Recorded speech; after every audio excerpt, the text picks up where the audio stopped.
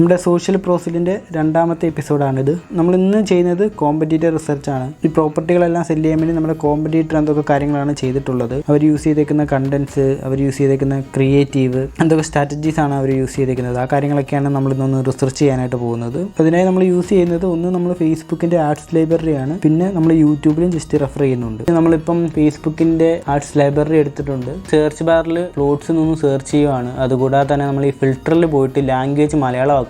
പിന്നീട് നമ്മൾ ഈ ആക്റ്റീവ് സ്റ്റാറ്റസ് എന്നുള്ളടുത്ത് നമ്മൾ ആക്റ്റീവ് ആർട്സ് ആക്കുവാണ്. ആകുമ്പോൾ നമ്മൾ ആക്റ്റീവായിട്ടുള്ള മലയാളത്തിലുള്ള ആർട്സ് എല്ലാം കാണാൻ പറ്റും. ഇപ്പം നോക്കിയാൽ തന്നെ കാണാം, കുറേയധികം കോമ്പറ്റീറ്റേഴ്സ് ഇങ്ങനെ പ്രോപ്പർട്ടി സെല്ലിങ്ങിൻ്റെ പോസ്റ്റേഴ്സും വീഡിയോസും എല്ലാം വെച്ച് ആർട്സ് ഇട്ടിട്ടുണ്ട്.